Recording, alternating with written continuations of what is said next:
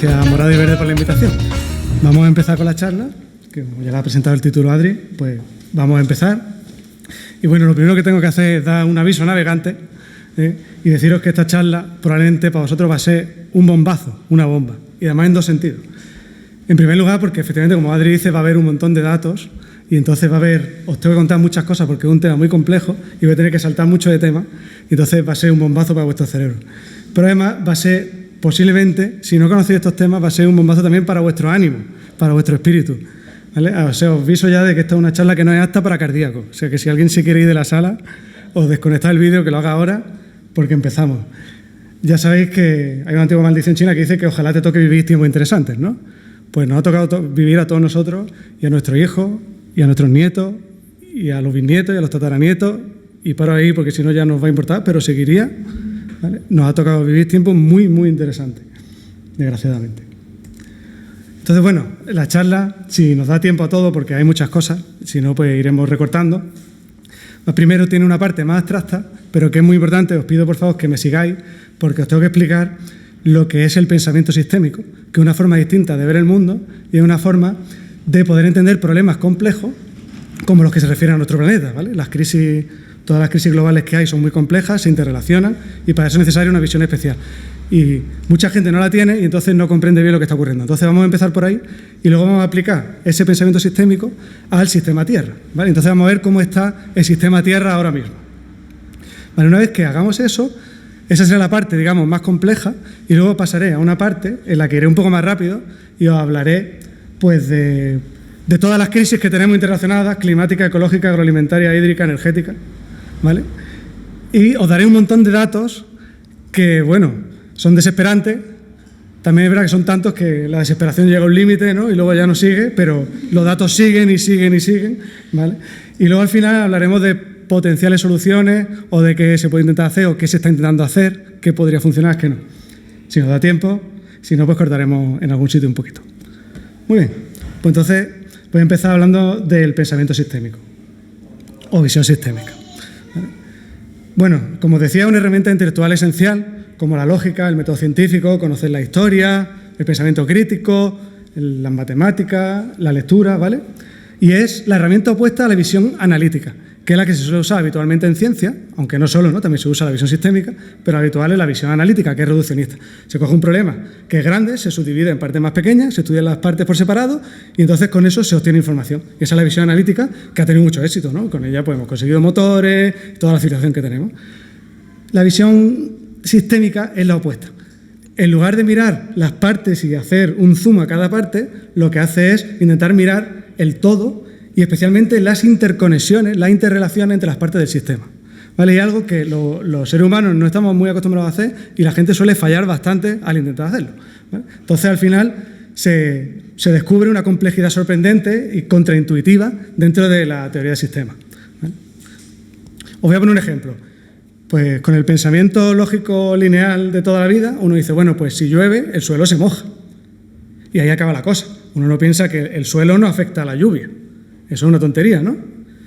Pero los sistemas cambian con el tiempo. Entonces, si pensamos en esto de una forma más sistémica, pensamos, bueno, a ver, cuando llueve en el suelo, si es el suelo en el Amazonas, la lluvia entra en el suelo. Luego ese agua pasa por las raíces de las plantas a la planta y a la hoja de las plantas. Al final se evapora y va a la atmósfera, ¿no? Y es tanta agua en el Amazonas que al final llueve. Y resulta que el Amazonas acaba generando la mitad de su propia lluvia así. Pues es un ejemplo de pensamiento sistémico. Hemos pasado de un pensamiento reduccionista a un pensamiento sistémico, ¿no? Bueno, hay muchas perlas de sabiduría, ¿no? En la sabiduría popular que hablan de los sistemas, aunque no lo sepamos. Por ejemplo, los árboles no te dejan ver el bosque, ¿vale? Te fijas en los árboles y no ves el sistema, que es el bosque, ¿vale? O, como suelen decir los ingenieros, si funciona, no lo toques, ¿vale? Porque los sistemas son muy complejos, como toque una pequeña parte, eso va a hacer una cascada y vas a empeorar lo que querías arreglar. Bueno, pues propiedades importantes de los sistemas son que evolucionan, van cambiando con el tiempo y pueden ir cambiando de estado, pueden pasar de un estado a un estado muy distinto, ¿no? Puedes tener la Tierra congelada en una glaciación, o puedes tener la Tierra con el cambio climático ahora, ¿no? Con el incremento de temperatura. Luego tienen puntos de inflexión, que son aquellos puntos en los que se pasa de estado, ¿no? un sistema tiende a estar más o menos estable y de pronto se le empuja un poquito, se pasa un punto de inflexión y ¡zas! De pronto el sistema se comporta de otra manera completamente distinta y además puede ser de una manera irreversible. La Tierra puede estar congelada en una gran glaciación y de pronto, por algún empujoncito de aquí o de allí, se deshiela completamente. Y al revés, a lo mejor se puede volver a helar completamente. Luego los sistemas también tienen memoria. Lo que observamos ahora mismo que está pasando puede ser que la causa de eso esté muy atrás en el tiempo y no es lo que estamos percibiendo ahora. Y eso mismo hacia el futuro es el retardo. Lo que hagamos nosotros ahora para intentar arreglar el sistema o cambiar el sistema puede que no tenga efecto hasta dentro de muchos años. Pensemos que no ha funcionado, pero dentro de muchos años. Y por último, otra propiedad muy importante de los sistemas es la resiliencia. La resiliencia es la capacidad de un sistema a resistir los cambios, ¿no? Si le hace un vaivén, si le hace fuerza del sistema para acá o para allá, el sistema, digamos, que puede rebotar y volver a su posición original si tiene resiliencia. Si no la tiene, no puede volver y cambiaría de estado y a lo mejor de manera irreversible, ¿vale? Entonces la resiliencia en general es buena. No pongas todo el huevo en la misma cesta, ¿no? Si se te cae una cesta de huevos pero la otra no, pues todavía tendrás huevos. Igualmente, un monocultivo en agricultura es menos resiliente que un multicultivo. En un monocultivo está todo plantado de lo mismo y si llega una enfermedad que afecta a ese cultivo, se convierte en una plaga, empieza a comérselo todo, crece, se lo come todo y lo arrasa. Pero si tienes varios cultivos y llega esa plaga, solo podrá comerse las plantas de las que es plaga, pero no a la otra. Y entonces sobrevivirán una y las otras no. Entonces un multicultivo es más resiliente que un monocultivo. Muy bien, pues ahora vamos a entrar ya en lo que es la esencia, lo que hace que los sistemas sean tan interesantes y tan importantes, ¿vale? Son los llamados bucles de realimentación. Esto que suena así un poco esotérico son ideas que todos tenemos ya en la cabeza. Vamos a empezar por los bucles de realimentación reforzadora, de refuerzo, ¿vale? Son aquellos casos en los que una cantidad se hace más grande y por un efecto como de rebote o de bola de nieve vuelve a aumentar más, y entonces vuelve a aumentar más, y entonces vuelve a aumentar más, y así.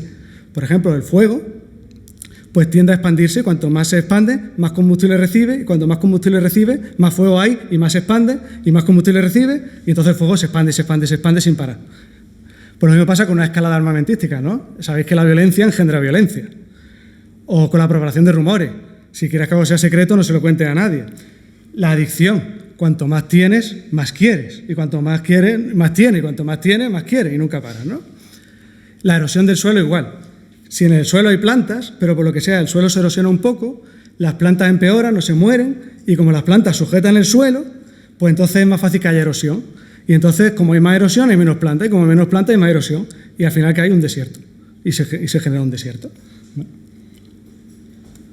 Bueno, pues esas ideas que todos tenemos en mente, es importante poder plasmarla en un papel con un diagrama. Entonces, esto que estáis viendo aquí, no sé si veis el cursor ahí, ¿sí, verdad? Pues eso que estáis viendo ahí en el círculo es lo que se llama un bucle de realimentación de refuerzo. Hay una cantidad que es la población y otra cantidad que son los nacimientos, y entonces cuanta más población hay, pues más nacimientos hay. Y a su vez, cuanto más nacimientos hay, pues más población hay. Y entonces es un bucle de refuerzo. Es un círculo vicioso, ¿no? Se alimenta a sí mismo. Y esto pues es muy, muy común. Pues si se reproducen como conejos, ¿no? Pues está expresando esta idea. Otro bucle muy importante, el de la población es muy importante para nosotros en esta charla, por eso lo comento, ¿no? Aquí igualmente otro bucle muy importante es el de la economía en el capitalismo. El bucle del capital, el bucle de refuerzo del capital es esencial para todos nosotros y para todas las charlas y para todas las crisis. Resulta que el capital genera beneficios y esos beneficios a su vez vuelven a generar capital. Y entonces el capital vuelve a generar beneficios y así en un círculo vicioso que nunca termina y que de hecho en teoría queremos que no termine porque así es como funciona la economía. Sabemos que el dinero llama dinero en un círculo vicioso.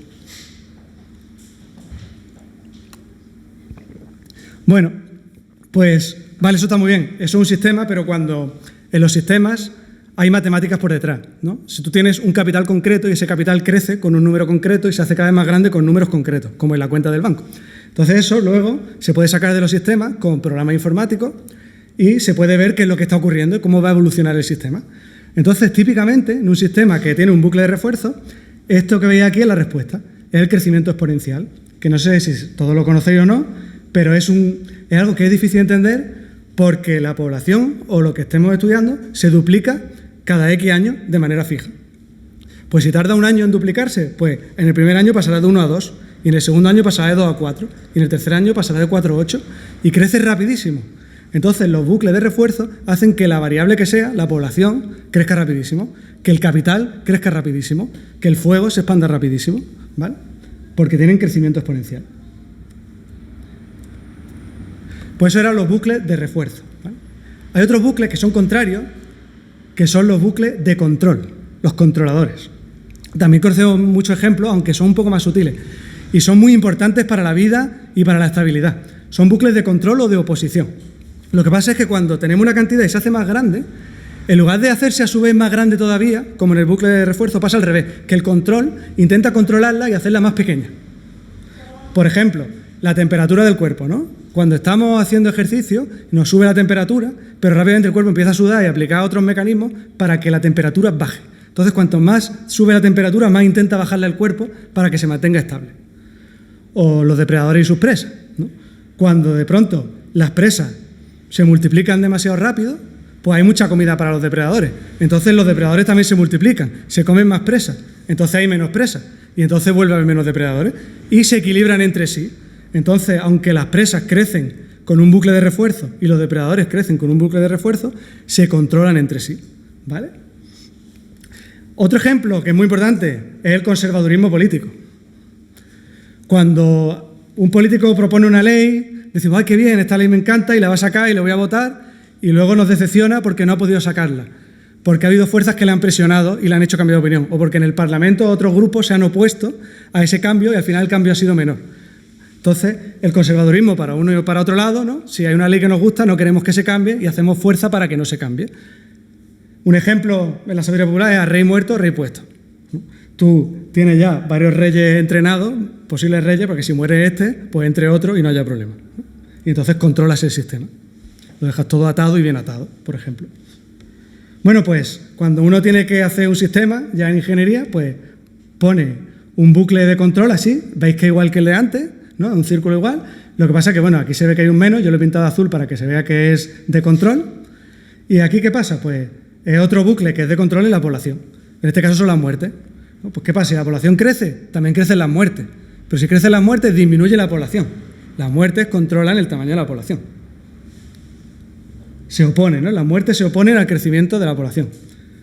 Y con el capital también pasa. Está la depreciación. Entonces el capital tiende a depreciarse, y cuanto más capital hay, más se depreciará, y entonces menos capital habrá. Entonces se opone, la depreciación se opone al crecimiento del capital.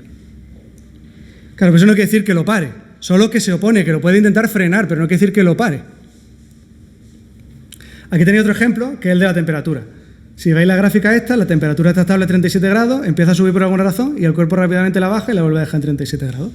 Eso es un típico ejemplo de qué es lo que hace un bucle controlador, ¿vale? Hay una alteración del sistema, un vaivén, pero el bucle controlador lo devuelve al estado original. O sea, le da resiliencia al sistema, el bucle controlador.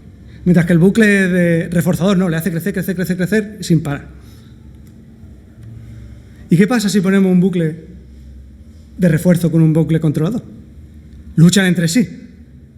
Uno intenta dominar al otro, y uno será más fuerte y el otro será más débil. Y entonces al final, el que sea más fuerte será el que dominará, ¿vale? Y entonces al final el crecimiento que se impondrá será el suyo. Por ejemplo, en la población hay muerte y nacimiento, y si hay la tasa de nacimiento es superior a la tasa de muerte, la población crecerá exponencialmente. Un poco más lento que si no hubiera muerte, pero crecerá. Si la tasa de muerte es mayor que la de nacimiento, al final la población deberá decreciendo hasta que se extinga, probablemente. Y si son exactamente iguales las dos tasas, entonces la población se mantendrá constante. Y en este sistema, la única forma de que las cosas se mantengan constantes, en equilibrio, es que los dos sean exactamente iguales. Lo mismo pasa con el capital, ¿vale? Pues es igual. Con los beneficios de la depreciación, dependiendo de cuál sea más potente, pues un bucle dominará al otro. ¿Ves? Y ya vais viendo, algunos sistemas, ya tenemos un sistema con dos bucles. Tengo que llegar a unos poquitos más para que podáis entender realmente el comportamiento del sistema en la Tierra, en el planeta. Pero no mucho más. Este, de hecho, va a ser el último ejemplo. Veis que ya se ha complicado más el diagrama, ¿vale? Y este ya es un ejemplo realista, que es, está simulando una pesquería, ¿vale? Podéis meter este sistema en un ordenador y tal, y simularlo, y saldría más o menos qué pasa en una pesquería. ¿Qué tenemos? Tenemos por un lado abajo la población de los peces. Los peces nacen, ¿no?, en su bucle de refuerzo y mueren en su bucle de control. Por otro lado, tenemos una pesquería, unos pescadores con sus barcos, sus redes, todos sus aperos, que es su capital pesquero. Es con lo que ellos pescan y todo lo que tienen para poder moverse para pescar.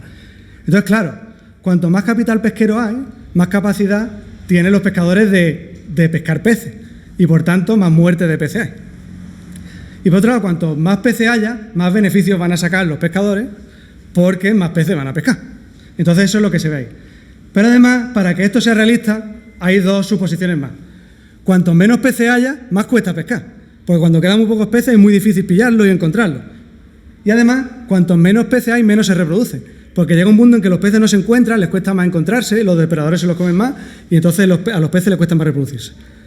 Pues todo eso es verdad y es más o menos complicado tenerlo todo en cuenta a la vez en la cabeza e intentar hacer un cálculo. Pero se puede plantear un sistema, lo escribes y lo metes en el ordenador y ves qué pasa. Y dices, bueno, ¿y cómo va a evolucionar este sistema? ¿Qué es lo que va a pasar con los peces, con los pescadores, con el capital? ¿Cómo va a evolucionar? Pues depende. Depende de lo que hagan. ¿Vale? Entonces, ¿qué pasa?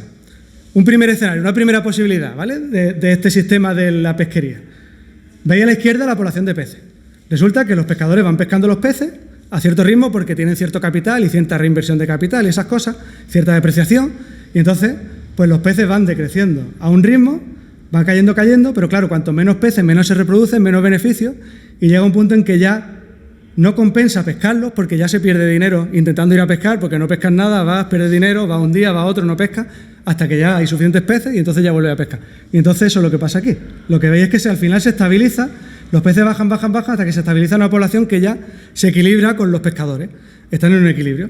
Y a la derecha veis lo que le pasa al capital pesquero. Primero crece exponencialmente porque domina, pero luego al final, cuando se estabilizan los peces, pues también se estabiliza el capital. El capital ya no crece, sino que se estabiliza. Bueno, pues es un escenario en el que se ha perdido la mitad de los peces que había, pero todavía quedan un montón de peces, se ha estabilizado y se puede pescar. Pues no está mal. Pero hay más posibilidades. Imaginaos que los pescadores dicen, yo estoy viendo que la mitad de los peces están todavía en el mar, pero no los puedo pescar. Vamos a invertir capital en mejorar tecnológicamente y vamos a comprar una red de arrastre. Que la red de arrastre pilla a los peces, haya los que haya, tenga la densidad que tengan y sean los pequeños que sean. Porque va a arrastrar y se va a llevar todos los peces. Entonces, ¿qué pasa? Que cuando usan la red de arrastre, que los pescadores han hecho algo que es bueno para ellos hipotéticamente, pero no están usando el pensamiento sistémico, solo están viendo lo que a ellos les interesa, solo su parte del sistema, pues la población de peces empieza a decrecer, llega a un punto que ya es muy baja como antes, pero los pescadores usan la red de arrastre y siguen pescando, los peces siguen muriendo, y llega un punto en que los peces solo se extinguen porque ya ni siquiera se encuentran para reproducirse entre sí, se mueren y se extinguen, y ya no hay peces nunca más. ¿Y qué le pasa al capital pesquero? Pues que primero crece exponencialmente súper rápido, gracias a la red de arrastre, llega a un punto máximo, se extinguen los peces, y ya el capital que queda, el que queda. Ahora se va depreciando, y al final se quedan sin nada. Y se han quedado sin peces, ya no hay peces nunca más, ya nadie puede comer nunca más, y encima los pescadores tampoco han ganado gran cosa. ¿Y por qué ha sido? Porque han pensado que metiendo una mejor tecnología iban a mejorar su situación, y la han empeorado. Entonces la tecnología no era mejor en este caso, era más eficiente, pero no era mejor.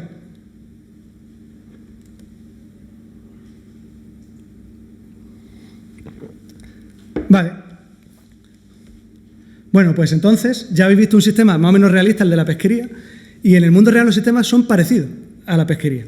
Entonces, básicamente, como los sistemas que vamos a estudiar son físicos, son de la realidad, pues todos los sistemas tienen que tener límites, ¿no? En la pesquería el límite era la población de peces. Los peces no son infinitos. Los peces están ahí, hay una cantidad inicial y luego van decreciendo si los pescas, tardan un tiempo en reproducirse y todo eso. Entonces, los peces limitan la capacidad de pesca. Bueno, pues todos los sistemas físicos presentan límites.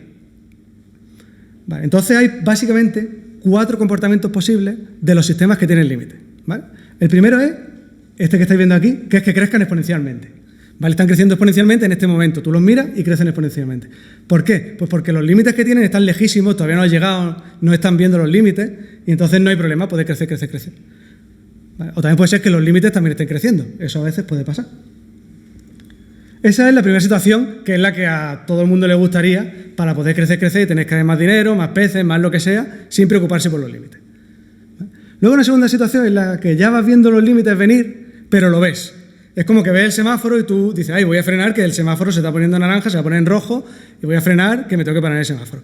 Y entonces el sistema va viendo que los límites están viniendo y se va frenando hasta que se ajustan los límites y se estabiliza en el límite. Es una situación, digamos, ideal porque has crecido hasta donde has podido y luego te has quedado en el límite estabilizado. Tienes que poder ver el límite, saber que está ahí y actuar. Si tú ves que el semáforo se va a poner en rojo y aceleras, pues te puedes matar o te puede salir bien. Pero de luego el límite lo vas a pasar. Una tercera situación es que crezca, el límite llega, pero no lo ves venir, lo ves tarde, te pasas el semáforo y te quedas un poquito con el morro y tal, fuera, pero al final te ajustas y echas marcha atrás y ala, al semáforo, ¿vale? Pues eso es un poco lo que está pasando aquí. Crece, no ves venir el límite, pero al final, claro, el límite se va a imponer más tarde o más temprano. Si tú pescas demasiados peces, al final va a haber muy pocos peces. Entonces el límite se impone y al final el sistema, después de un tiempo, se ajusta. Entonces digamos que hay una extralimitación y luego un ajuste. Ese sería el tercer comportamiento posible de un sistema físico que tiene un límite. Pero hay un cuarto, que es el siguiente.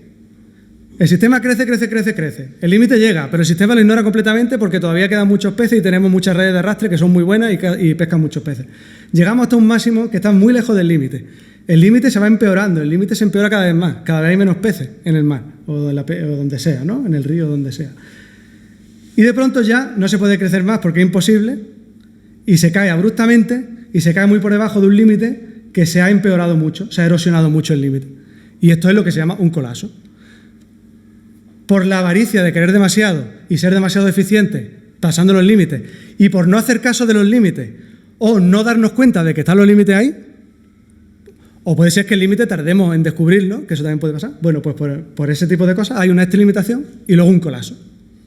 Entonces son los 4 comportamientos posibles. Crecimiento hasta el límite estabilizado, extralimitación y ajuste, o extralimitación grande y colapso. Bueno, pues ya vamos terminando con esta primera parte más abstracta y la gran lección que tenéis que sacar de aquí es que los sistemas, los bucles de control determinan la evolución del sistema. El sistema está cambiando, haciendo cosas, pero lo que hay que mirar son los bucles de control y los de refuerzo, ¿vale? Los bucles que tenga. Entonces, ¿qué pasa? Que la evolución del sistema va a depender de la competencia entre los bucles de refuerzo y los bucles de control. La estabilidad del sistema te la dan los bucles de control.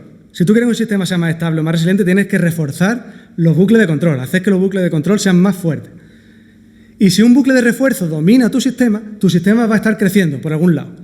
Y al revés, si hay crecimiento en tu sistema, va a ser porque por algún lado hay un bucle de refuerzo que está dominando el sistema. Y generalmente va a crecer de manera exponencial. Y si creciendo, porque tu sistema está creciendo, resulta que se sobrepasa un límite, si se sobrepasa ese límite, al final un bucle de control va a dominar y va a actuar, quieras tú o no quieras. Tú puedes intentar elegir el bucle de control, pero si tú no lo eliges, al final el sistema va a elegir un bucle de control, que puede ser la muerte, el colapso, el que sea, y va a forzar ese bucle, lo va a volver dominante, y entonces se va a reajustar el sistema por debajo del límite. Y cuando se reajuste, va a poder ser un ajuste bueno o un ajuste con colapso. Y eso va a depender de si el sistema se ha extralimitado mucho o si se ha extralimitado poco. La sabiduría popular dice que la avaricia rompe el saco, ¿no? Que sería un colapso. Vale. Bueno, pues visto todo esto, ahora vamos a aplicar este nuevo conocimiento, esta nueva forma de pensar, a lo que vamos a llamar aquí el sistema Tierra. Y vamos a ver cuál es el estado actual del sistema Tierra, ¿no? Pensando en los bucles y todo eso. Bueno, aquí veis un esquema que he hecho de un posible sistema Tierra, en el que lo importante es pensar que la naturaleza no está por un lado y la sociedad humana por otro. Están interrelacionadas en el mismo sistema. Es un único sistema. Entonces, en ese sistema, no sé si lo veis bien, ¿se ve? Sí. Vale, pues tenéis, por ejemplo, la población, la economía, la energía, luego por aquí pues está el clima, los ecosistemas, la agricultura, los minerales, ¿vale? La contaminación, la temperatura, todo eso se afecta, se interrelaciona unas cosas con otras. Pues por decir algo, bueno, ya sabéis que, pues por ejemplo, perdón, es que no veo aquí el cursor, ahora. Bueno, pues la agricultura influye en los alimentos que influyen en la población, claramente. El agua dulce también influye en la población. Pero más interesante, pues sabéis que el petróleo, el carbón y el gas afectan a la temperatura a través de los gases de efecto invernadero. Y la temperatura afecta al clima. Y el clima afecta a los ecosistemas, a la atmósfera, a los océanos, a los suelos, a la agricultura, ¿no? Etcétera. Luego la agricultura también con los purines puede afectar a la contaminación, que luego afecta a los suelos, que luego afecta a la agricultura. Y tenemos ahí un ciclo, ¿no? Un refuerzo, un ciclo de refuerzo entre la agricultura y los suelos a través de la contaminación, un círculo vicioso. Y hay mucho. Claro, si te pones a pensar y a mirar, pues la tecnología mejora la eficiencia en la agricultura, en el transporte, en la energía, etcétera, ¿vale? Bueno, hay infinidad de cosas. Otra, por ejemplo, pues los ecosistemas con los polinizadores afectan a la agricultura. Gracias. 27, sí. He empezado un poquito más tarde, pero bueno. Vale. Entonces, venga. Sí, tienes razón. Bueno, entonces, ¿cuál es el estado del sistema, no? Vamos a mirar. ¿Qué observamos? ¿Observamos estabilidad? ¿Observamos crecimiento en el sistema Tierra? Bueno, pues si miráis, esta es la población desde hace 12.000 años hasta ahora. ¿Veis lo que hace? Un crecimiento que es incluso más que exponencial. Luego eso implica que hay un bucle de refuerzo ahí fuerte, pegando caña, ¿no? Está frenando un poco al final, pero casi ni se ve. Pero es que no solo la población. Es que si miramos en múltiples variables humanas, en el PIB, en lo que queráis, en el consumo de fertilizantes, en las presas que hemos construido, en los vehículos que hay, en el uso del agua, en las telecomunicaciones, en la fabricación de papel, en todo. En todo estamos creciendo exponencialmente, aunque algunas, por ejemplo aquí, se ve frenadas, ¿no? Se empiezan a ver frenadas. Igual en otras, pues estas son climáticas, ¿no? La acidificación de los océanos, el metano, el dióxido de carbono en la atmósfera, el ozono, las tierras que estamos usando, la pérdida de bosques tropicales, todo eso creciendo exponencialmente más o menos, algunos frenando. Y muy importante también el consumo de combustibles fósiles, aunque ya está frenando y ya no es exponencial, ¿veis? El petróleo, el gas y el carbón. Todo eso creciendo. ¿Esto qué quiere decir? Que claramente en nuestro sistema hay un bucle reforzado dominante. Pero es que además nosotros queremos que sea así. Hemos diseñado el sistema para que sea así. El bucle es el del capitalismo. El capitalismo, con su bucle del capital reforzado que hemos dicho antes, es el bucle que tira de todo el sistema para que todo crezca. ¿Vale? Pero hace falta más cosas. Mirad aquí el subsistema que he puesto. Población, economía, energía, tecnología y agricultura. El capitalismo necesita una energía abundante y barata para poder alimentarse. Si no, no puede funcionar. No puede aumentar el capital. Y la tecnología viene bien para mejorar el rendimiento del capital y de la energía. Y hace falta una población que lleve a cabo esto del capitalismo. Eso no ocurre solo. Los seres humanos tenemos que estar ahí metidos para hacerlo. Por ahora. Y hace falta una agricultura que sostenga a la población. Si no hay agricultura, la población no se sostiene y no hay capitalismo. Luego, todo eso es el motor de este sistema. Pero con un bucle que tira de todo, que es nuestro deseo de que el capital crezca. Vale. Pues esto ya lo he dicho, pero hay que tener cuidado porque los bucles de refuerzo pueden ir hacia atrás y entonces cuanto menos hay, menos tienes, cuanto menos hay, menos tienes. Y en la economía, cuanto menos capital, menos beneficio, menos inversión, menos capital, menos beneficio, menos inversión, se entra en una recesión y se cae todo el sistema. Pues ahora voy a explicar un poco cómo funciona el capitalismo, ¿vale? ¿Cuáles son sus características principales sistémicas o globales? Siempre está en una eterna búsqueda de nuevos nichos y expansión de fronteras. Pues voy a decir alguno como la quema del Amazonas para plantar soja, ¿no? Vas quemando y entonces luego plantas soja ahí y has ganado un capital al que antes no podías acceder. O la propiedad intelectual, o las patentes sobre las semillas o sobre los genes. Son nuevas fronteras que antes no tenía el capitalismo y a las que accede y con ello pues consigue unos materiales y una energía gratis que son libres para explotarlos. El capitalismo considera que eso está fuera y se lo apropia. Tiene otras externalidades. Por ejemplo, el coste ecosistémico, pues eso de la explotación y luego del tratamiento de residuos y del reciclado. Todo eso queda fuera. El capitalismo lo echa fuera, echa la basura fuera y luego eso no entra dentro de los costes, ¿no? Igualmente está la economía de cuidado. Las tareas del hogar, el cuidado de niños, etcétera, queda fuera del sistema capitalista y es importante. Por ejemplo, en España equivale al 40% del PIB, lo que se hace en las casas sin entrar dentro del capitalismo. ¿Por qué? Pues porque un enfermo no interesa en el mercado, ¿no? No es un buen recurso humano, ni un mayor ni un niño. Más cosas, la deuda. La deuda significa que usamos hoy un potencial aumento de capital que tendremos mañana. Como mañana tendremos ese beneficio, ese aumento, lo empeñamos hoy y lo usamos hoy. Pero el capitalismo tiene que dejar de crecer en algún momento, porque todos los sistemas físicos tienen límites y entonces todos los bucles de refuerzo tienen que parar y encontrar sus límites en algún momento. El día que eso pase, las deudas se quedarán colgando en el futuro y no se podrán pagar. De hecho, eso pasa de vez en cuando, ¿no?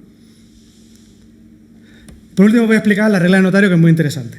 Resulta que si estudiáis cualquier sistema de producción, pues ¿no? Primero se extraen los minerales, luego se transforman, etc. Resulta que los primeros pasos consumen muchísima energía y o mucho esfuerzo, ¿no? Hay gente picando en la mina, pero se pagan a precios muy bajos. Y en cambio, en los últimos pasos, en los que apenas hay coste físico ni energético, se paga a precios muy altos. Esto se llama regla del notario, porque un notario va y estampa un sello y cobra 7.000 euros por un trabajo que han hecho no sé cuántos albañiles durante un año, gastando y gastando el sudor y la sangre, ¿no? Y es la regla del notario. Entonces, esto está sustentado por un refuerzo social. Le decimos a nuestros hijos, a nuestra familia, a la gente, no está bien visto, o no queremos estar picando piedra, poniendo ladrillos, recogiendo aceitunas, sirviendo café, limpiando aseo o barriendo la calle. Le decimos a nuestros hijos que no te pase eso a ti. Y eso es lo que sustenta la regla finalmente del notario, que es muy importante porque luego se aplica a nivel mundial y hay países pobres y países ricos. Porque hay países de los que se extraen las materias primas y en los que se trabaja duro, y hay países en los que se transforma y se aplica la regla del notario, y por eso los países pobres son pobres y los ricos ricos, y jamás va a cambiar mientras sigan dedicándose a lo mismo.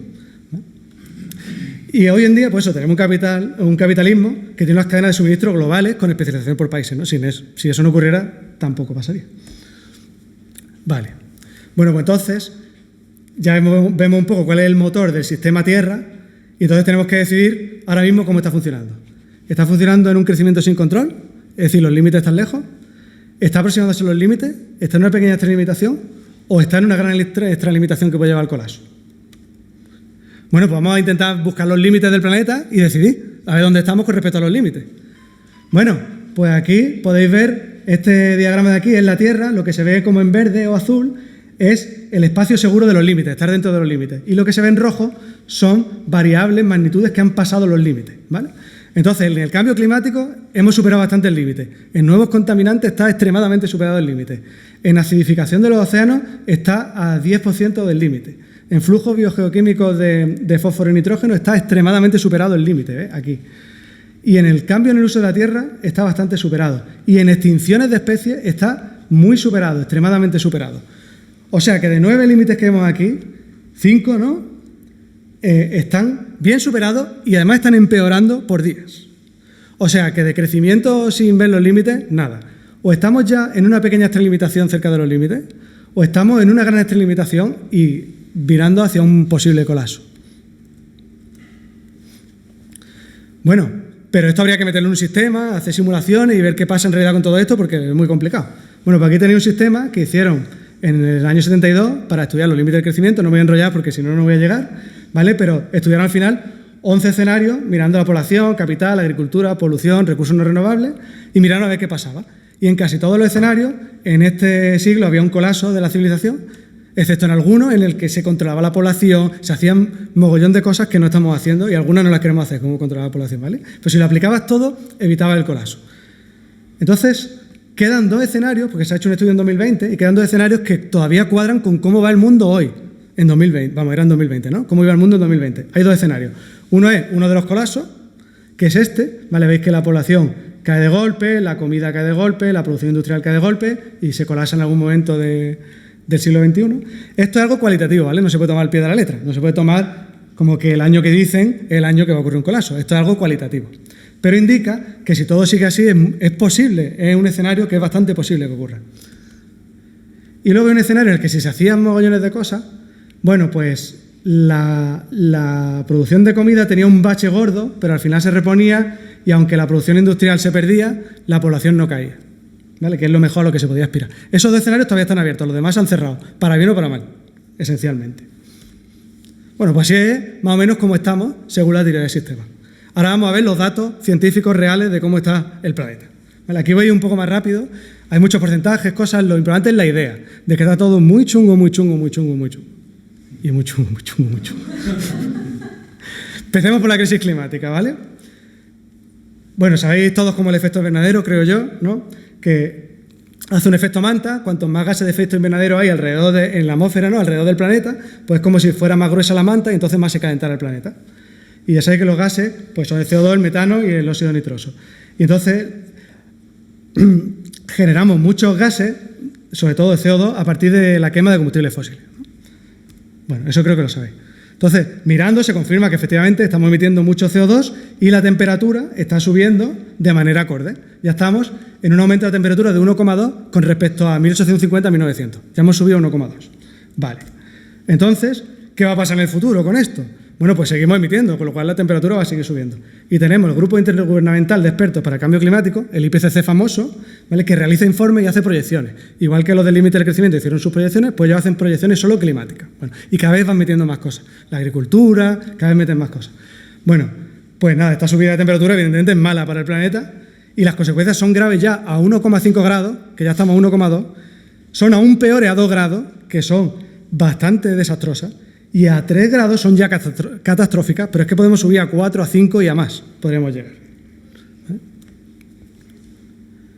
Bueno, y un impasse que os quería hacer, esto es una cosa muy rápida, los barcos antes emitían azufre, pero hemos hecho una legislación para que no lo emitan porque dañan la capa de ozono, etcétera, pero resulta que esos gases estaban disminuyendo la temperatura en medio grado, con lo cual cuando este efecto se vea de golpe o digamos que linealmente, pero bastante rápido, la temperatura podría llegar a aumentar hasta medio grado por este efecto. Vale, bueno, pues como me pidió Adri, os voy a hablar un poco también de los puntos de inflexión. Los sistemas tienen puntos de inflexión en los que el sistema puede cambiar de comportamiento bruscamente. Entonces, el sistema climático tiene sus puntos de inflexión. Os voy a hablar de algunos. ¿Vale? El hielo marino, por ejemplo, que hay en el Antártico, en Groenlandia y en el Ártico, pues se va adelgazando, ¿no? Entonces, va creciendo porque va formando hielo, pero también se va adelgazando porque va perdiendo hielo. Pero a partir de cierta temperatura ya pierde más hielo del que gana, con lo cual al final desaparece. Y si desaparece, luego ya no se vuelve a formar. Pueden pasar cientos o miles de años hasta que se vuelva a formar. Pero es que resulta que el hielo es blanco y refleja la luz del sol. Ya sabéis, si os vestís de blanco pasáis menos calor. Pues eso pasa en la Tierra también. El hielo, al ser blanco, refleja la luz del sol. Si hay menos hielo, se refleja menos y hace más calor, sube la temperatura. Con lo cual es malo. Y cuanto más hielo desaparezca, más sube la temperatura. Ahí veis, otra vez un círculo vicioso. Igualmente el permafrost, que sabéis que es el suelo congelado, ¿no? Que se tira por lo menos 2 años congelado, pero hay permafrost que lleva muchísimo tiempo congelado, y que tiene aprisionado dentro metano y CO2, gases de efecto invernadero, y tiene muchísimo. Y si se deshiela el permafrost, va a salir todo ese metano, ese CO2 de golpe, y va a subir la temperatura de golpe un montón. Y eso está pasando ya. Otro ejemplo es el Amazonas. Os he contado antes lo que pasa con la lluvia del Amazonas, que se autoalimenta, ¿no? el Amazonas con su lluvia. Pero eso tiene un límite. Si el Amazonas va decreciendo, se va secando, va subiendo la temperatura y hay menos agua, llega un punto en que eso se pierde. El Amazonas pierde resiliencia y la sabana va entrando en el Amazonas y la sabana va ganando terreno. Hay 2 bucles, se descompensan y gana la sabana. Y a partir de ciertos puntos desaparece el Amazonas y se convierte en sabana. Y estamos acercándonos a ese punto. La muerte de los corales. Los arrecifes de coral son otro de los puntos de inflexión. Resulta que el exceso de temperatura blanquea los corales, pierden las algas y las mata. O sea, al final acaban matando los corales. ¿Qué pasa? Que el mundo ya ha perdido la mitad de los arrecifes de coral en los últimos 30 años. La mitad, que se dice pronto. Si llegamos a 1,5 grados, se perderá entre el 70 y el 90% de los arrecifes de coral. Y estamos ya ahí. Y si sube a 2 grados, prácticamente van a desaparecer y no va a haber arrecife de coral. Pero es que en los arrecifes de coral vive o da soporte al 25% de la vida marina. Estamos hablando de que se puede perder el soporte, se puede ir a otro sitio a lo mejor, pero a lo mejor no se puede ir a otro sitio. El 25%, una cuarta parte.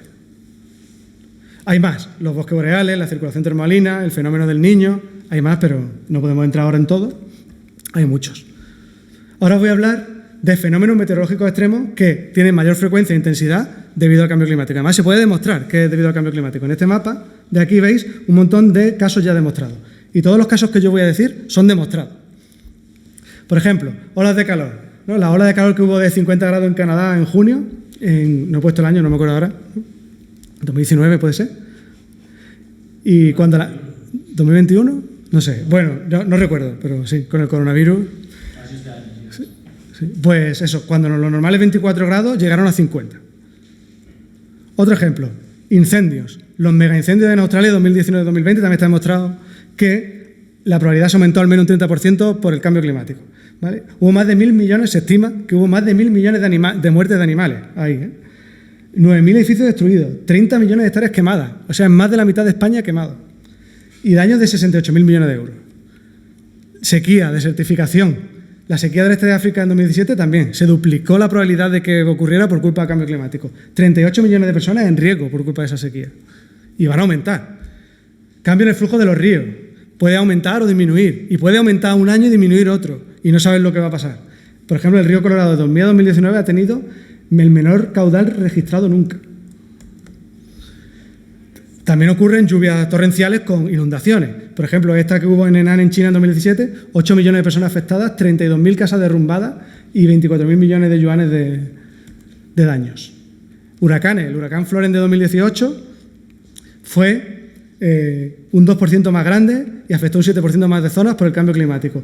Hubo 1 millón de personas evacuadas. Murieron 1,5 millones de aves de corral con ese huracán. Tormentas de nieve, en fin. Y hay más efectos, no solo estos que hemos comentado. Por ejemplo, resulta que las zonas climáticas se van moviendo, los trópicos se van extendiendo hacia los polos y entonces los mosquitos tropicales suben y las enfermedades se transmiten más lejos. Aquí veis mapas de lo peor que podría pasar con la extensión del Zika, del mosquito, o sea, el virus del Zika a través del mosquito, ¿no? Que en España podría llegar incluso en 2080 a estar 7 meses del año aquí. Subirá el nivel del mar, tanto por el derretimiento de los polos como por la temperatura, el nivel del mar sube y va a haber grandes ciudades afectadas a corto plazo y luego a largo plazo. El mar, y además, subirá durante miles de años, y subirá entre 2 o 3 metros o hasta 22 metros en los próximos 2000 años, y luego seguirá creciendo. Migraciones, evidentemente todo esto va a causar migraciones. 20 millones de personas ya se están desplazando internamente entre sus propios países al año, y va a haber muchas más, y también externas. Para 2050 se podría haber forzado la migración de 700 millones de personas en 2050. 700 millones, ¿eh? Es una barbaridad. Bueno, pues eso es, digamos, la crisis climática. Pero es que hay más, porque como estamos forzando los límites, no estamos pasando solo los límites del CO2 en la atmósfera, hay muchos otros límites que estamos pasando también ecológicos y medioambientales. Estamos en mitad de la sexta extinción masiva. Ha habido 5 antes y ahora estamos en la sexta y la estamos provocando nosotros. Resulta que las especies se están extinguiendo a un ritmo que es entre 100 y 1000 veces mayor al ritmo natural.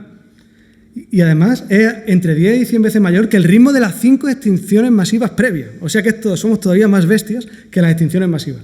Y esto incluye bacterias, hongos, plantas, animales, incluye todo. De hecho, resulta que en la actualidad, hoy, ya el 14% de los pájaros, el 21% de los reptiles, el 41% el 25% de los mamíferos y el 41% de los anfibios están ya en peligro de extinción, hoy. Y debido al cambio climático, las especies terrestres pueden estar en un riesgo alto de extinción, entre un 14 y un 48%. O sea, podríamos llegar, si llegamos aquí a 5 grados, la mitad de las especies terrestres estarían en alto riesgo de extinción, la mitad, en 5 grados. En 25 años, en los anteriores 25 años, se ha perdido 2/3 de la cantidad de insectos. Y el 40% de las especies de insectos ya están en peligro de extinción. Y los culpables son la agricultura intensiva, el uso de pesticidas y el cambio climático, no solo el cambio climático. Hay más. Los arrecifes de coral ya lo hemos dicho. Para 2100, la extinción en el mar será terrible ya. Encima está la acidificación. El CO2 de la atmósfera se disuelve en el océano, lo acidifica y eso es malo para la vida ahí. Se desoxigena, se pierde oxígeno en el agua del océano, con lo cual también dificulta la vida marina. Los bosques.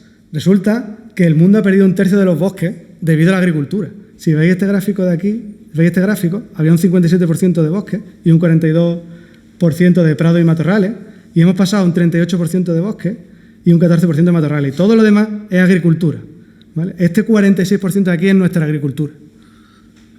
Entonces la agricultura está desplazando los bosques y los prados. Y en 100 años hemos deforestado tanto como los anteriores 9.000 años. En 100 como en 9.000. Bueno, pues era la crisis de los ecosistemas. Ahora viene la crisis agroalimentaria. Lo otro afecta más al planeta, pero esto nos afecta más a nosotros. El estado general es el siguiente. La FAO, que ya sabéis que es el organismo de la ONU para la alimentación y la agricultura, tiene un informe que saca que se llama El estado de las tierras y el agua del mundo. El de 2021 se llamaba Los sistemas al límite, se llamaba. Y lo dice la FAO y la ONU, que tampoco se pasan tanto. Y alertaba de que en los últimos 10 años ha habido un grave deterioro del agua y de las tierras. Y dice, las presiones sobre los recursos de tierra y agua se han acumulado hasta el punto de poner en peligro la productividad de los principales sistemas agrícolas y amenazar los medios de vida. La FAO diciendo eso. Bueno, ¿qué pasa? ¿Cómo están los suelos? Sabéis que los suelos son la parte fértil en la que cultivamos, ¿no? Ahí es donde están los nutrientes y también la microbiota, que es la que le da vida al suelo y hace que las plantas puedan nutrirse, etc. Bueno, pues la capa fértil de los suelos se renueva muy lentamente ya sola, muy poco a poco. Y nosotros en la agricultura convencional lo que hacemos es arrasar el suelo, digamos. Lo que hacemos es, pues, gastarlo muy rápido de manera irreversible. Y además los fertilizantes y los pesticidas dañan a la microbiota, con lo cual empeoran más el suelo. Resulta que el 93% de los suelos que usan la agricultura convencional, ya sea industrial o no, ¿vale? Pues con los tractores, etcétera, están adelgazándose. No se mantienen ni crecen, sino que adelgazan. Y el 16% de los suelos va a durar menos de 100 años. Y están por todas partes del mundo, no en un sitio o en África, en todas partes. El 16% de los suelos va a durar menos de 100 años, o sea, menos de 100 cosechas. Luego miramos, ya sabemos que la agricultura está muy extendida en un 44%, pero no está en todas partes igual en el mundo, ¿veis? El 44% está en tierra árida, que eso es malo porque el cambio climático lo va a empeorar. Y además, resulta que hemos llegado a un límite de la extensión de tierra cultivable. Se está manteniendo constante la extensión de tierra cultivable. Lo veis aquí, ¿no? ¿Veis todo esto? Estas son proyecciones de lo que va a pasar con la tierra. Pues digamos que va a seguir constante, pero nosotros queremos que siga creciendo la población. Y además se pierden terrenos por degradación, por agotamiento, ¿vale? Se va erosionando, con lo que hemos hablado antes, y ya se ha perdido 1/3 de la tierra cultivable en los últimos 40 años. En África, 2/3 sufren degradación. En América Latina, la mitad puede sufrir desertificación para 2050 por culpa del cambio climático. Entonces, ¿qué pasa? Si se están perdiendo de terreno y se mantiene constante, ¿por qué? Porque vamos ganando terrenos por otro lado. ¿De dónde los ganamos? De los bosques. Cogemos los bosques tropicales, los deforestamos y usamos los terrenos agrícolas, o sea, los usamos como terreno agrícola. Entonces, perdemos por deforestación y nos cargamos bosques para seguir cultivando al mismo ritmo. Y eso es lo que estamos haciendo. Aquí estáis viendo que lo que está en marrón es donde estamos perdiendo bosques ahora mismo, debido a la agricultura. Entonces, ¿qué pasa? Que además, como la población está creciendo, pero la tierra se está manteniendo constante, la tierra por persona está disminuyendo. Eso tiene que tener un límite. Pero por ahora la cantidad de calorías por persona está aumentando, porque estamos metiendo todos los sistemas industriales, ¿no?, a lo bestia. Eso se debe a un mayor rendimiento en la explotación de la tierra. Pero ojo, que esto no es igual en todas partes, que ni en todos sitios alcanzan ese rendimiento, ni tienen la misma cantidad de calorías disponibles que tenemos nosotros. Unos 1.000 millones de personas están ahora desnutridas y 2.000 millones están malnutridas. Entonces aquí se puede ver que este es el crecimiento de calorías por persona y por día en el mundo, que ha crecido, pero claro, eso es la media, contándonos a nosotros, los Estados Unidos. Pero si miramos aquí, he puesto, por ejemplo, pues Kenia, Etiopía, Yemen, Uganda, que no tienen la misma cantidad de calorías y tienen menos de las necesarias. Resulta que para alimentar a la población, a toda la población que tendremos en 2050, necesitaríamos un 50% más de producción de alimentos, incluso un 100% más en los países de desarrollo. Pero la tierra se está degradando y vamos a tener un 10% menos de rendimiento. Y además, por cada grado que suba el calentamiento terrestre, va a disminuir el rendimiento de los cereales entre un 10 y un 17%. Con lo cual vamos a querer más teniendo menos rendimiento. Por otro lado, los polinizadores, que son esenciales en la agricultura, están desapareciendo. Y se ha perdido una buena parte de la gran variedad de semillas que había. Que antes los agricultores tenían sus semillas locales y estaban adaptadas a las condiciones locales y logrados tras 9.000 años de agricultura. Pero todo eso se ha perdido en la industria. Y solo plantamos todos lo mismo. Y además los fertilizantes sintéticos que se usan dependen de que haya disponible gas barato, porque se producen mediante gas. Si el gas está caro no se producen fertilizantes. Eso ha pasado este año. Además, en la agricultura, si miramos qué pasa con el agua, resulta que todo el agua dulce que usamos, de toda el agua dulce que usamos, el 70% va para la agricultura, que es muchísimo. Pues para 2050 necesitaríamos incrementarlo entre un 18 y un 200% para seguir cultivando al ritmo que necesitamos. Pero resulta que la ONU pone restricciones al uso de los ríos, etcétera, porque nos estamos cargando los ecosistemas de los ríos. Y entonces habrá un 18% menos de agua disponible para la agricultura. Si le hacemos caso a la ONU y conservamos los ríos, también podemos destruir los ríos, como los pescadores que destruyen los peces, ¿no? Eso era la crisis agroalimentaria. Vamos a por la crisis de agua potable. ¿Todavía queréis más? Ya no queréis, ¿no? Unos sí, otros no. Gana el refuerzo, sigo. Tenemos escasez de agua. Casi la mitad de la población de hoy sufre una escasez severa de agua al menos un mes del año. Un mes en el que tienen dificultades para conseguir agua para beber. Podría llegar a ser más de 5.000 millones de personas en 2050. 1.800 millones de ellos estarían en regiones con escasez absoluta de agua. Y la mayoría de las cuencas de los ríos hoy ya están secas algún mes del año. Es decir, eso que va y pasa y dice, anda, el río no lleva agua, eso que parece tan sorprendente ya ocurre en todos los ríos, en los principales ríos del mundo. Pues para 2050 nuestro consumo de agua debería aumentar entre un 30 y un 175%, si queremos que todo vaya bien. ¿Y cuáles son las causas de la escasez? Cambio climático, falta de suministro, la polución, la mala potabilización, la mala gestión, la sobreexplotación y el desperdicio. Las causas son importantes, porque si queremos arreglar los problemas necesitamos ver las causas. Y luego están los acuíferos. Los acuíferos son una especie de reservas de agua que tenemos, que bueno, se van rellenando, pero poco a poco. pero nosotros la estamos gastando de manera irreversible. Sacamos más agua de los acuíferos de la que entra. Y resulta que el 50% de la población del mundo bebe de los acuíferos, especialmente en sitios en los que no hay acceso en zonas rurales porque están poco conectadas. También se usa para la agricultura en un 40% del regadío. Y eso se han estado acumulando durante millones de años, pero lo estamos gastando a un ritmo bastante alto. Bien. Otra crisis, la energética. Aquí voy a entrar poco. Y como me dice... 20 minutos. 20 minutos. Muy bien, estupendo. Sí, no, muchas gracias. La crisis energética, como dice mi Patri, os voy a referir a que veáis cualquier charla de Antonio Turiel, porque hay muchos más datos y mucho mejor buscados de los que tengo yo. Bueno, yo los tengo gracias a él, ¿no? Pero sí os quiero decir unas cuantas cosas.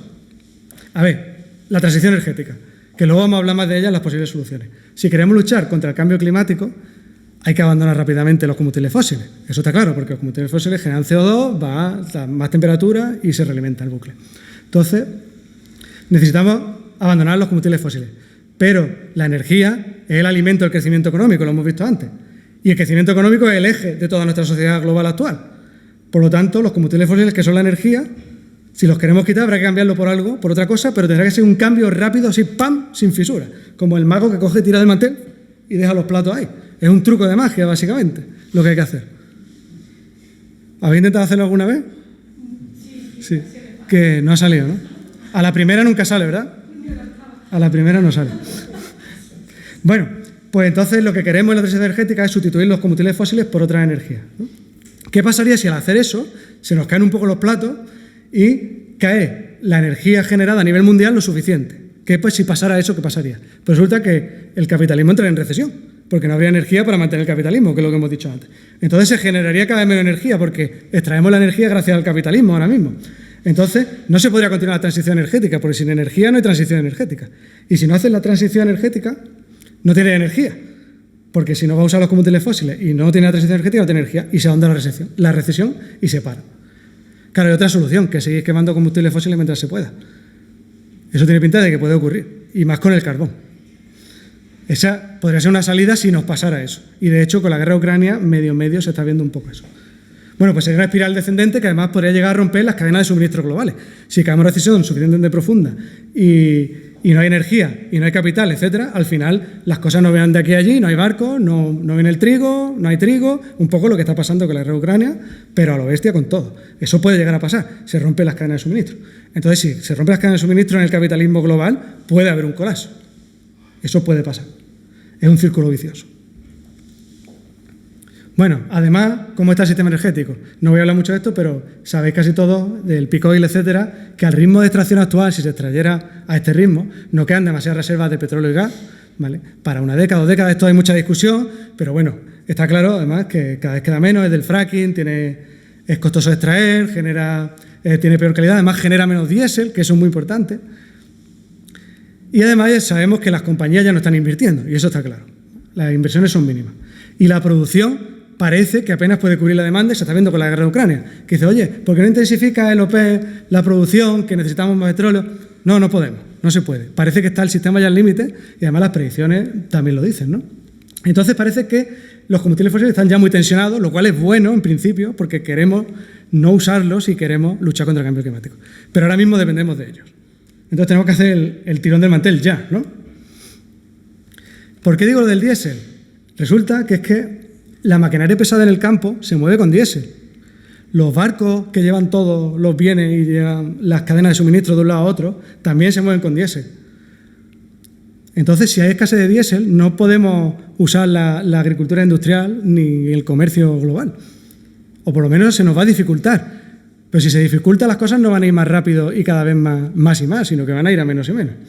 Luego están el problema de los fertilizantes. Resulta que los fertilizantes nitrogenados usan gas, ya lo he comentado antes, y necesita que el gas sea barato. Si el gas es caro, no hay fertilizante sintético. Si no hay fertilizante o no hay máquinas porque no hay diésel, entonces no hay cosecha en la agricultura convencional industrial. Y si no hay agricultura, hay hambre y hay hambruna. Y la población hambrienta no juega a la transición energética, juega a otras cosas, pero no juega a la transición energética. Entonces, el riesgo de un fallo agroalimentario que nos lleve a un fallo en el sistema también es alto. Y es otro diferente, no es el mismo de antes, es otro. Con lo cual, como decía, la cosa pinta bastante negra. Entonces vamos a intentar hablar de algunas soluciones, ya para terminar de descalabrarnos. Vamos a ver qué se podría intentar hacer o qué se está intentando hacer también y qué ideas hay.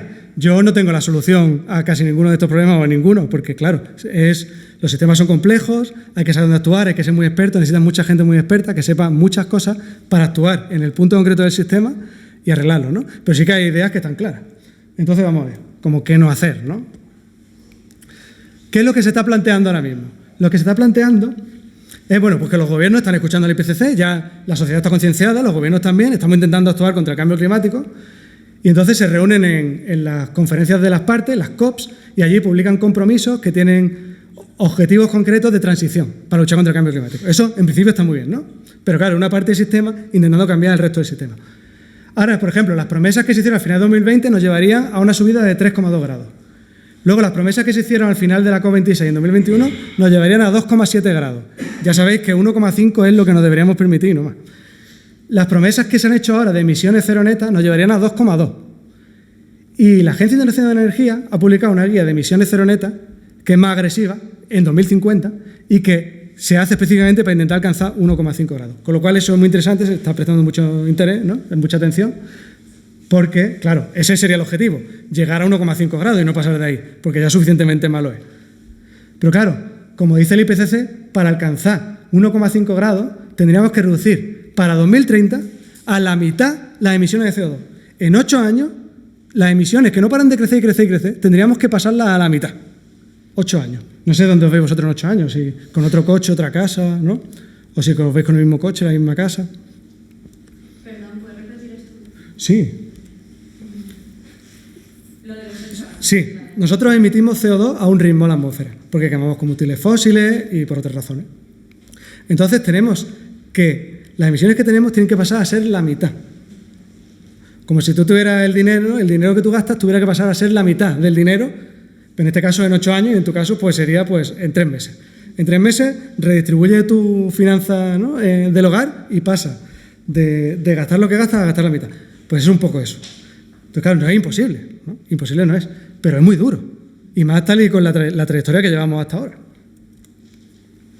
Entonces, bueno, pues yo he mirado un poco las propuestas de las emisiones cero netas en 2050 de la Agencia Internacional de Energía y he echado un vistazo a ver las cosas que me rechinan, ¿no? A ver la viabilidad. Entonces, algunas de las tecnologías que son esenciales para el futuro ya cercano están desarrolladas pero no se están usando porque tienen poca implantación por ser muy cara o por lo que sea, ¿no? Pues tecnologías relacionadas con el hidrógeno. Y otras solo existen en el papel, en prototipos, son ideas que están ahí, que podrían funcionar, pero que por ahora están un poco flotando en el aire. Y la misma Agencia Internacional de Energía dice, en otro informe, reconoce esto, que el 46% de las tecnologías que piden que se usen en su escenario todavía no están desarrolladas. Claro, habría que desarrollarlas por el camino, ¿no? O sea, habría que sacarlas de la chistera, básicamente. No es imposible, pero con todo lo que he contado, que estamos pasando los límites, que los límites llevan a crisis, que llevan a bucles de control, que van a intentar que no crezcamos, estamos intentando crecer en todo, ¿no? ¿Qué más cosas dice el escenario? Pues que el 60% de los vehículos particulares tienen que ser eléctricos, que se vendan, no los que haya, sino los que se vendan, tienen que ser eléctricos en 2030. O sea, pues eso que 6 de cada 10 amigos nuestros tienen que estar comprando coches eléctricos en 2030, en 8 años. Los camiones de larga distancia, la cuarta parte, ya tiene que ser eléctrica en 2030. Eso es más difícil todavía, en mi opinión. La demanda de litio va a crecer, si es que se puede, porque los mercados de litio, no sé si podrán responder, tendrá que crecer 30 veces para 2030. De aquí a 2030 crecer 30 veces. Y donde se extraiga el litio, etcétera, tiene que ir 30 veces el ritmo al que va ahora. Y ser más de 100 veces mayor en 2050 que en 2020. Bueno, eso a lo mejor incluso es más posible. Eso hasta 2050, que esto en 8 años, no lo sé. Nos dicen que ya no sería necesaria para ellos más inversión en combustibles fósiles, pero tampoco dicen no lo haga. Ya a partir de 2021, con lo cual eso ya está hasta en el pasado. Y además dicen textualmente, palabras textuales, se requiere un enfoque total de los gobiernos y una cooperación internacional sin precedentes. Dicen eso. Vale, pero el capitalismo prima la competencia sobre la cooperación, ¿no? Es así como funciona, ¿no? Y estás pidiendo una cooperación sin precedentes dentro del capitalismo en un contexto de crisis, hambrunas, etcétera. Pues me parece que eso ya sí que es sacarlo de la chistera. Luego supone cosas un poco extrañas. Dice que, bueno, pues todas estas cosas van a ocurrir también en los países pobres a su ritmo, pero por ejemplo dice que para 2030 ya nadie va a cocinar con leña. Y yo alucino con eso porque, o sea, en la India llevan intentando un montón de tiempo y no lo consiguen. No consiguen que la gente deje de usar la leña para cocinar. Incluso dándole otras cosas siguen usando la leña. Ahora mismo, hoy, hay entre 2.000 y 3.000 millones de personas cocinando con leña en el mundo. Aquí he puesto un ejemplo en Guatemala, otro en la India. Y de aquí a 8 años se va a conseguir lo que no se ha conseguido. Hombre, a lo mejor, si la India pone todo el empeño y tal, pero hasta ahora no se ha conseguido. Entonces es muy difícil. Más cosas. El 55% de las reducciones tiene que estar asociada con los consumidores. Eso, de hecho, me parece bien, ¿no? Pero entonces pues implica que tendremos que comprar vehículos eléctricos, adaptar las casas para mejorar la eficiencia energética, instalar bombas de calor, cambiar nuestro ámbito de consumo, que está muy bien, o sea, reducir, no pasar de 100 km por hora la autovía, reducir la temperatura en casa, andar hoy en bici y luego de usar el coche. Eso está bien porque eso sería usar el control. Eso no sería gastar más en otro sitio, sino que sería usar el control para reducir. Eso está bien. Pero, ¿y lo demás? ¿Cómo va a estimular el sistema que nosotros hagamos todo eso? ¿Nos van a dar dinero para que lo hagamos? Y a los pobres, y a los más pobres, porque todavía a lo mejor, pues en España es más fácil. Perfecto. Y si encima caemos en una crisis económica, porque bueno, los gobiernos van a poner incentivos, imaginaos, y lo van a hacer un plan aquí, una especie de plan Marshall, y nos van a subvencionar a todo y lo vamos a conseguir. Pero si caemos en una crisis económica, por todo lo que he explicado antes. Total, que en general, en estos planes y muchos otros, incluso de la FAO, por ejemplo, se fía a la competitividad y el estímulo del mercado mediante políticas de incentivos, pero en el mercado, la implementación de un objetivo tecnológico tremendamente ambicioso que hay que realizar en tiempos muy concretos y muy cortos y que requieren de una colaboración sin precedentes. Que ya es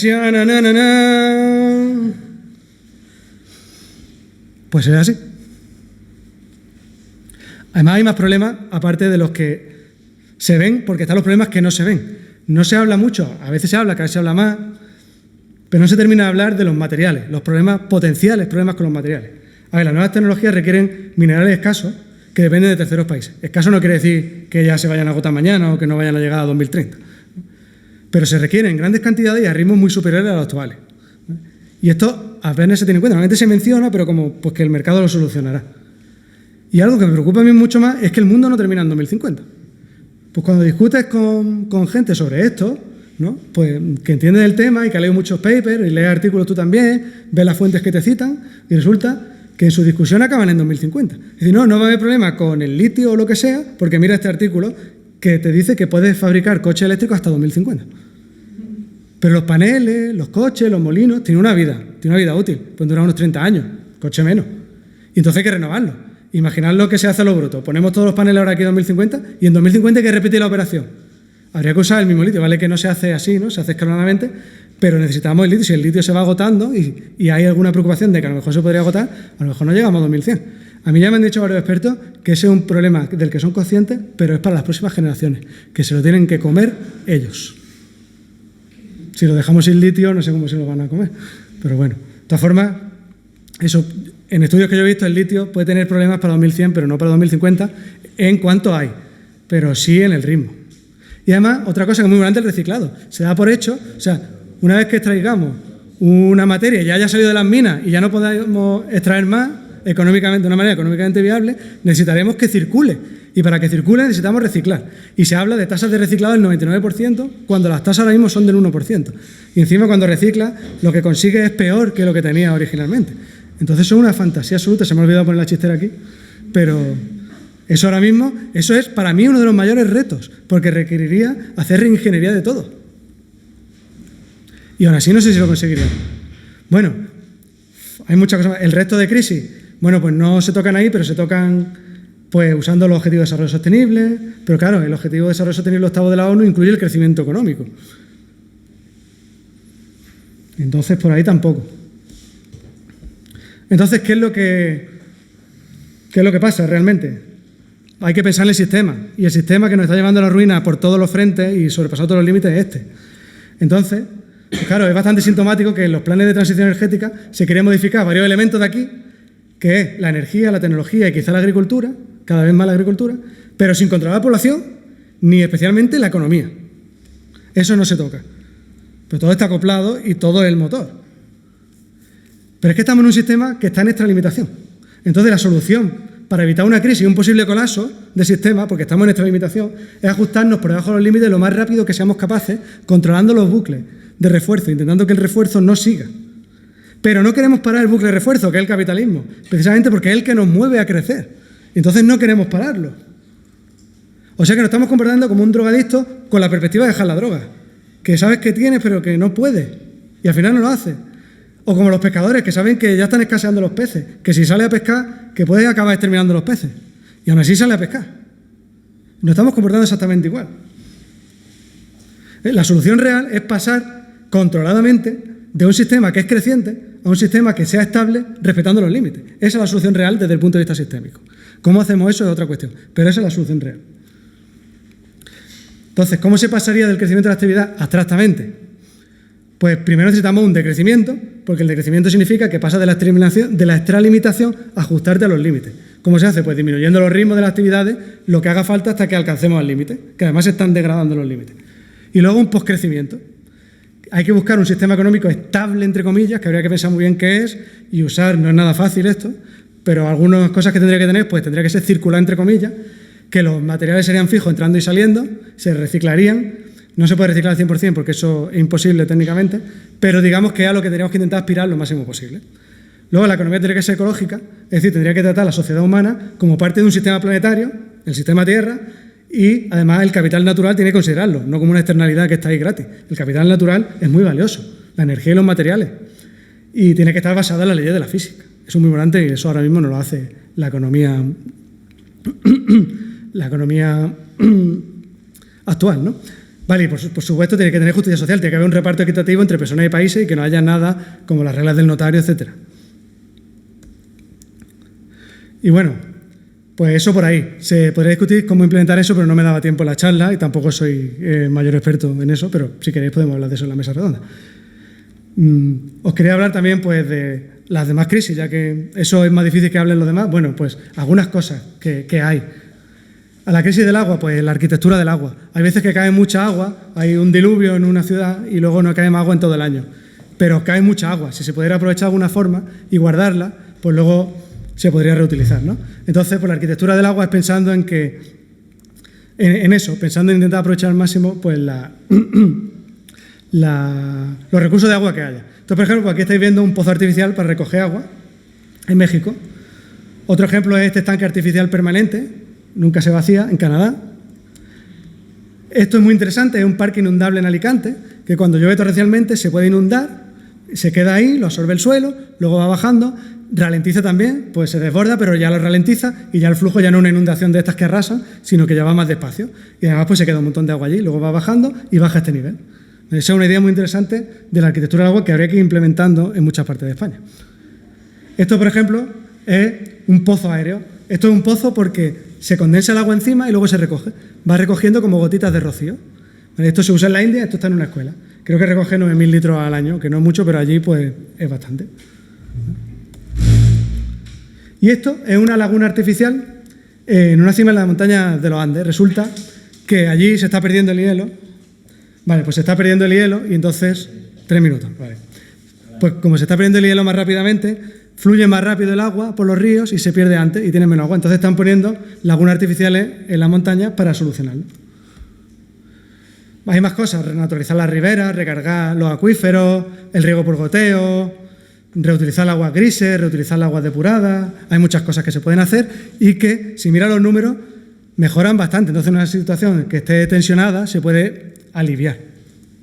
Pero claro, para ir reduciendo, no luego para rebotar y seguir creciendo. En la alimentación, el 77% de la tierra agrícola se usa para alimentar el ganado.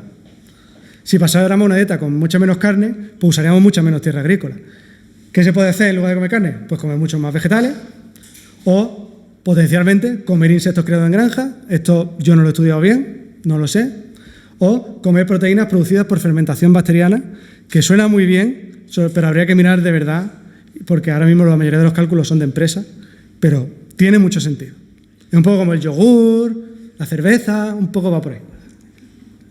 Y consumir productos locales. En la agricultura, pues hay muchas técnicas de la agricultura regenerativa, de la permacultura, de la agricultura biointensiva, que se pueden utilizar y de hecho ya la FAO las recomienda y ya se empieza a recomendar en muchas partes porque de verdad tienen sus problemas también, pero por lo menos ayudan a que sea sostenible la agricultura. Pues cultivo en líneas clave para que no haya desbordamiento y se aproveche mejor el agua, no arar el suelo para que no se pierda, porque al arar el suelo pues se muere la microbiota, se pierden los nutrientes, se pierde la humedad, lo destrozas todo. Usar coberturas para lo mismo, para que no se evapore, para que no haya plantas invasoras, ¿no? O especies invasoras, etc. Usar coberturas. Usar policultivos, por lo que hablábamos antes, los policultivos son más resilientes que los monocultivos. Además, unos pueden ayudar a otros a repeler sus plagas y eso, con la asociación de cultivos. Usar las semillas de variedades locales, porque son más resilientes. Si existen todavía y no se han extinguido, no han desaparecido, si las usas, van a ser más resistentes al cambio climático que las variedades industriales. Usar compost. El compost caliente se pone a 70 grados y mata a las bacterias, bueno, no todas, ¿no? Pero mata muchas cosas y es bastante seguro. Y entonces se usa en lugar de los fertilizantes sintéticos. Tiene problemas, con los fertilizantes orgánicos, etcétera, tienen menos rendimiento y eso te lleva a usar más tierra. Entonces hay que tener cuidado y hay que tener un balance porque eso es cierto y se puede mejorar, pero dentro de un límite. Y si usamos más tierra agrícola, tenemos un problema porque estamos deforestando en el Amazonas, etcétera. Hay que tener cuidado. Pero bueno, si se hace todo, se va reduciendo, se puede hacer. Los beneficios, pues sostenibilidad de los suelos. Los suelos que hacen estas cosas se han estudiado y la mitad de ellos van a durar más de 5.000 años y el 20% están creciendo, están mejorando el suelo. Y todo lo contrario de lo que le pasa a los suelos que usa la agricultura convencional. Hay una mayor integración con los ecosistemas, vienen más los polinizadores, tienen más resiliencia de los cultivos ante el cambio climático, hay menos necesidad de agua y hay resiliencia ante la desertificación, con lo cual lucha contra la desertificación y hay menor contaminación y mayor captura de CO2. Y bueno, pues hasta aquí lo vamos a dejar ya, que ya bastante. Muchas gracias.